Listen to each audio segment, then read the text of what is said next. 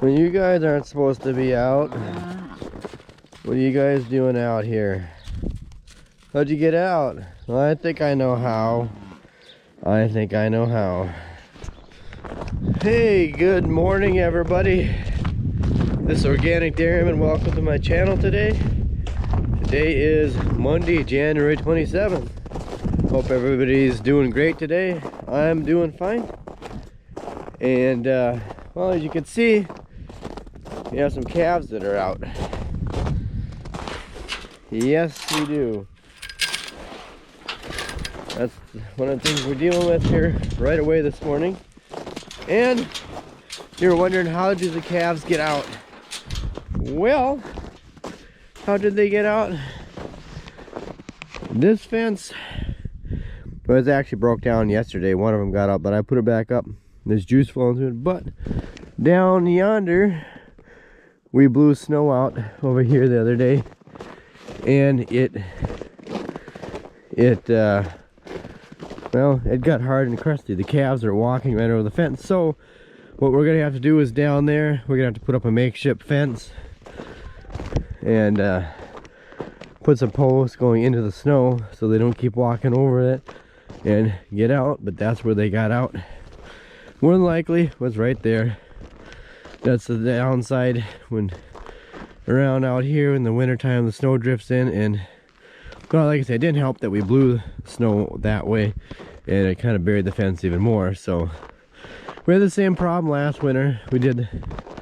So that's what we're gonna have to do. But I gotta plug in one of these tractors here so we can get some more corn loaded up, and we get another batch of corn drying down and get that bin done. Then I gotta work at that silo loader today. I gotta try to get those starting capacitors. I gotta pull them out, get them tested here. So that's one of the things we got going on around here today. And also, guys, please don't forget to hit that like button and that subscribe button. I'd really appreciate it. We'll get busy with things and see what we can get accomplished today.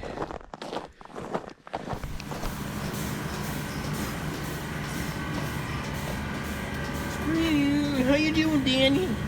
Hey, Danny. How you doing? Gotta play with the cats a little bit. Gotta keep them, keep the cats tame around here.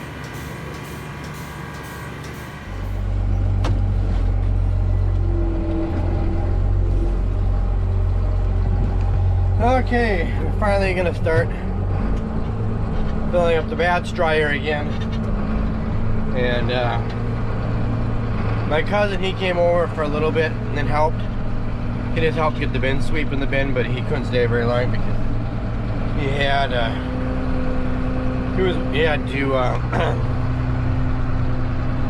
his two children along, and you know they're really young, and so there's not a lot you can do when they're along. And so he was able to help just for a little bit, and at least just at that time. So anyways, I'm gonna get started with get this tractor hooked up to the grain auger, to the yellow one there, and then I'm gonna start at it. And then my brother, he's gonna come out and help. He's just finishing up this with the very last of the milking chores, and then we'll get this going. And then I gotta go look at the silo situation and determine what's wrong with that for sure. One thing I kind of forgot the other day too is I gotta check the voltage on that thing, make sure that it's getting 220 up there, not 120 volts. But so we'll get this going here, and two, we might be gonna sell the soybeans this week, and we're just waiting on the trucker to find out here. But I kind of like to get down with this corn before we do that. But we don't know how much they're gonna come get. It might just be one load for now, so we'll see. But I'll get this thing going and get that thing filled up again. Started drying down. Hopefully we'll get the corn. We'll try to hit that 13%, 14% moisture this time. We're gonna watch a little closer.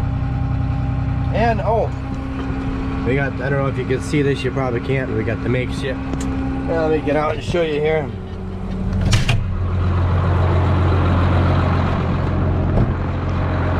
We got the makeshift fence up over here. So now the cattle can't walk over this thing here. The snowdrift is hard. That's why they can walk over it.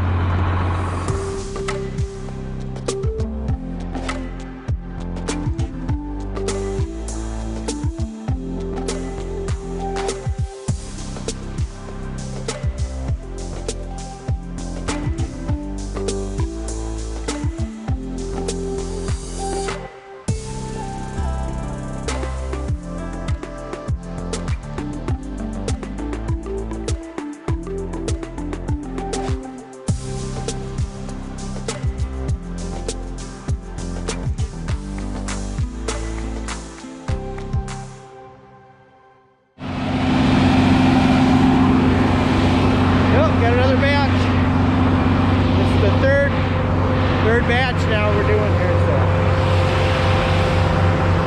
we still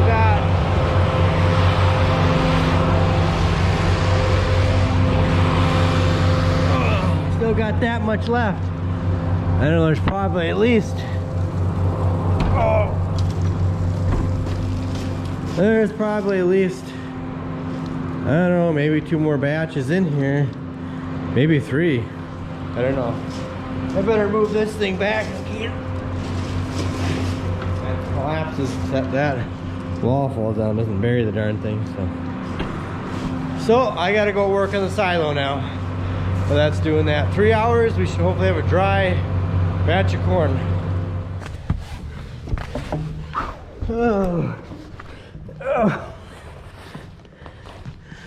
Oh boy. Oh, whoa. Sure is hard getting in this silo. Okay, what I'm gonna do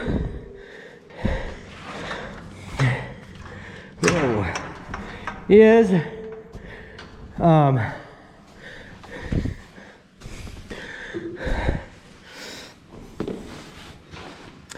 gonna take that cover off and disconnect the main wires. I turned the juice on. Well, I unplugged the cord first. There's a plug-in up there, right up there, and I unplugged it. And the juice is on down below. So there's obviously no juice going to the motor because it's unplugged. And I'm gonna check to make sure that it's getting 220 or 240 volts up here.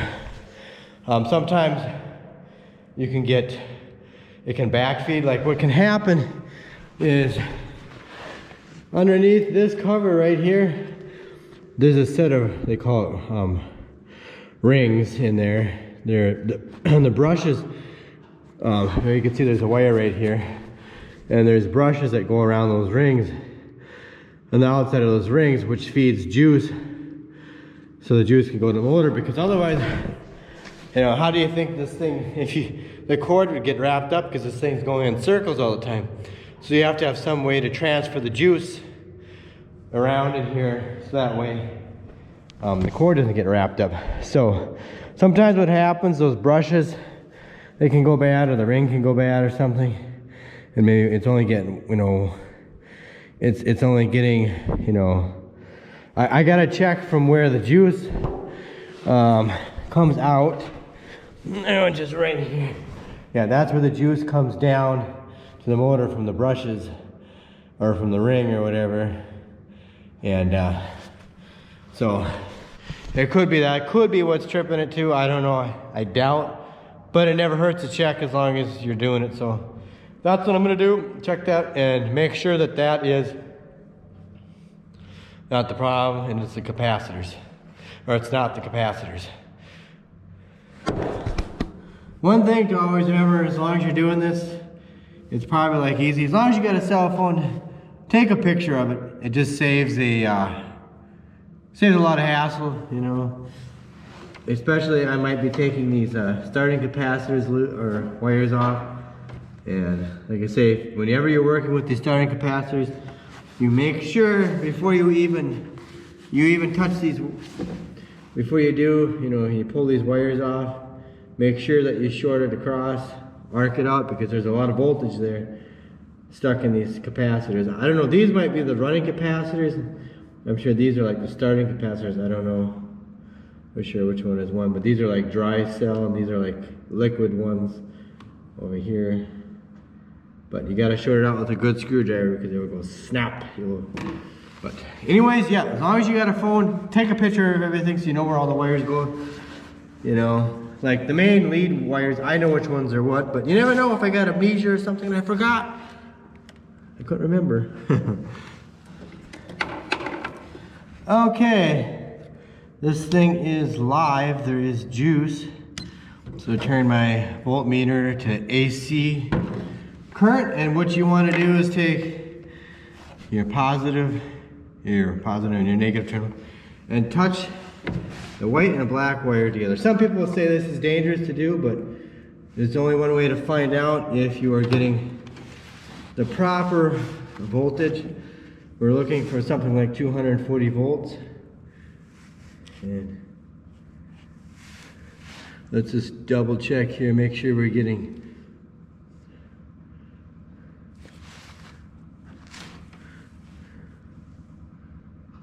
We're getting 120 on this side, and we're getting 120 on the other side. Now that could be deceiving, so it could be backfeeding here. So we got to take and touch the two. Yep, we're getting 240 volts. So we know that more than likely the rings up here, the brushes are good. So we can eliminate that being the possibility. So we got 240 volts coming down from up here. So I'm gonna go back and unplug the thing and look at, I wish I had the darn tester. I don't know. You know, there's a slight possibility in the motor. There's some fingers in there. There's some what you call it, points that make contact points, and the possibility that they could be bad, which I doubt they are, because usually if they're not making contact, the motor doesn't do anything. So it's probably one of these capacitors. I don't know which one it is. If I had the proper tester, I would be able to test the value of those and test it's called microfarads is the term that you're testing for, microfarads, because Faraday, one of the guys that worked with electricity back in the late 1800s, they named it after him. So I am going to unplug that and then hook those wires back up and go from there. Okay, I just called into the electric motor repair shop, talked to the guys. So I'm gonna bring these starting capacitors in and test them. But anybody wants to see what this looks like when you arc it, let's see if I could get it here on camera. Let's see.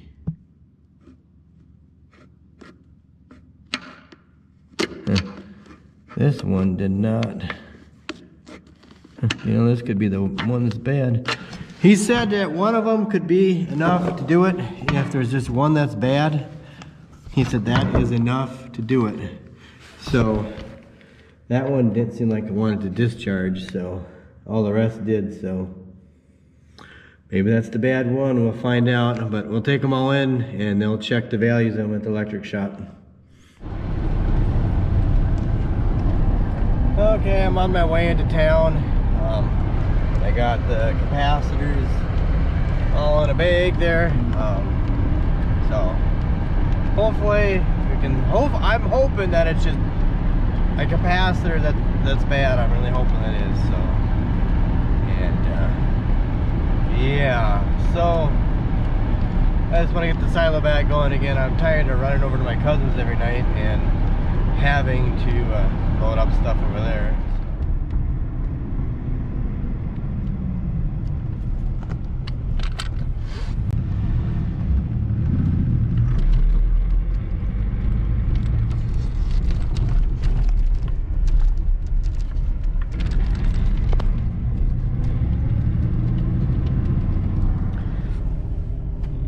I thought as long as I was in town here, I better get my contact lenses. So I just stopped in Eye Doctor quick, and then I'm gonna head out to, whoops, head over to the electric motor place, and I gotta get some gas in this truck too. I'm almost out of gas. So, yep, keep a moving, keep a moving.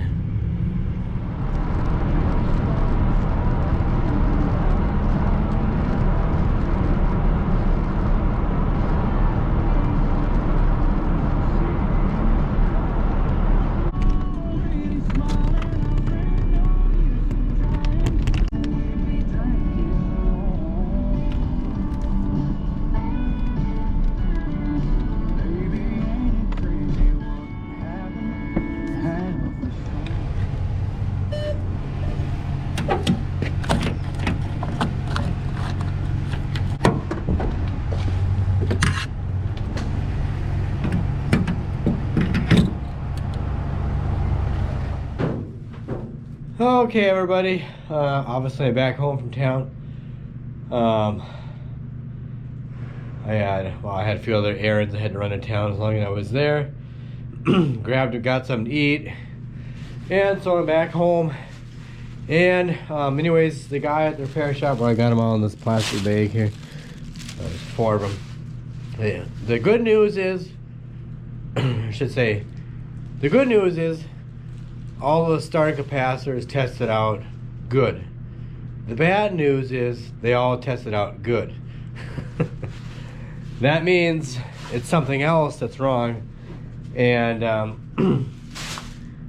it's a possibility that it could very well be that the contact switch is bad in the motor, or it could be even worse that one of the windings there's a short in the windings in the motor, and that's what's bad. So anyways, I'm gonna go back up there. One of the guys that works there at the repair shop, he told me a couple more things I could test. And the one guy that works there, he even said he'd be nice enough to he'd maybe even come out and help me, like, take the motor down or something there too. But I don't know, we'll see. Yes, we could call the Silent company, have them come do it, but they'll just come and throw a new motor in. We'll get charged for a new motor. This way, if we could get it down ourselves, which I think we can, because you got to go up, you got to take it down this chute. You got to bring it. That motor's got to come down this chute. So, yeah. So, yeah, that motor is heavy. So. We'll have to figure out a way how to do it. Yeah, so we'll see. I'm gonna go up there and run a couple more tests on it and see what I can find out, just to check the continuity and see if it's the contact switch is bad. If I don't get anything, that means it's open. If it's open, that means it's the contact switch is bad. If the contact switch is bad, they said they could replace it. So if the windings are bad, the motor is shot. So that's what I'm gonna do, is run up there, and I'll just leave you guys down here for now, and I'll fill you in on what I find out up there later on. Okay, I'm gonna head back out and start doing some feeding. There's supposed to be the guy, he's supposed to be coming. I don't know if he still is or not. It's been about a half hour and he hasn't been here yet, but he was gonna go up and look at the motor. I've done all the tests that I can do on it. We're pretty sure that it's the contact switch in there that's bad. So he's gonna see if he can take it apart up there. So anyways, I gotta go back out and start doing some feeding.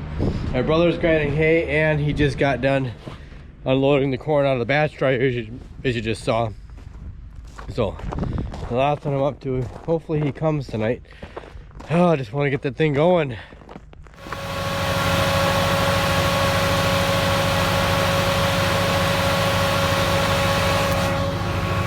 Okay, my brother's unloading some of that, and I gotta go back up to the silo. I guess my brother, he got done grinding hay, so I'm gonna hop in the 4020 here and head up to the top of the hill.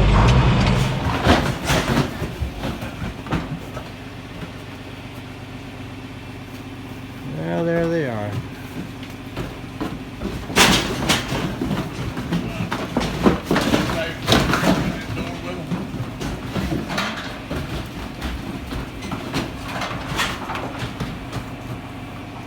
There's that latch right there on top, bump it up. Nope, right under it.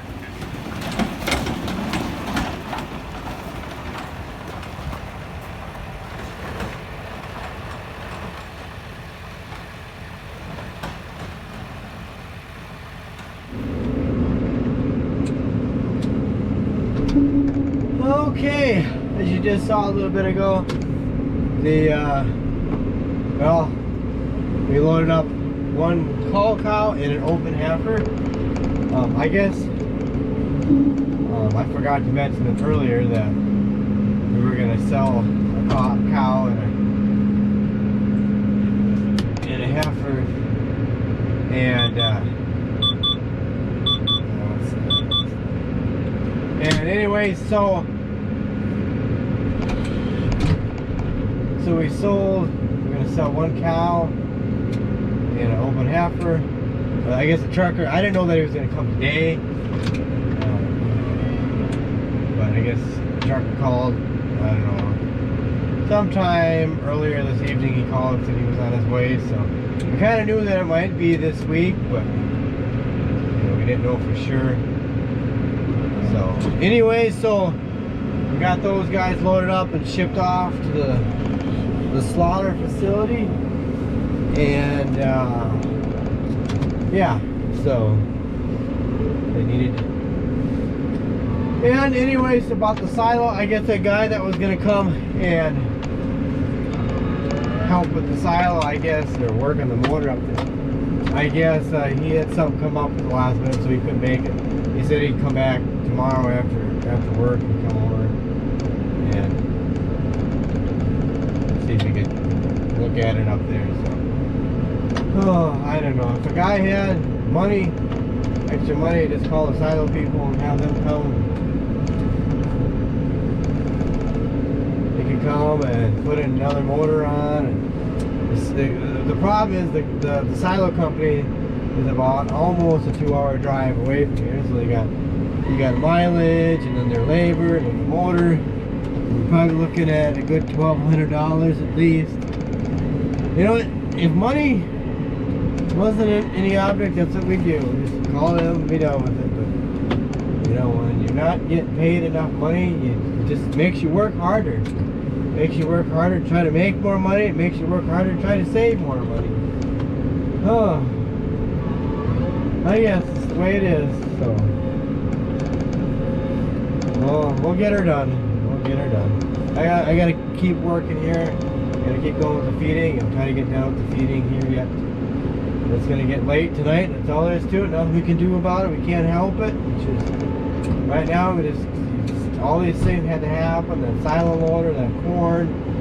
It's frustrating, but I guess the guidance has to try to keep you cool, get through it. That's all you can do. Okay, everybody, I reached the end of the video finally.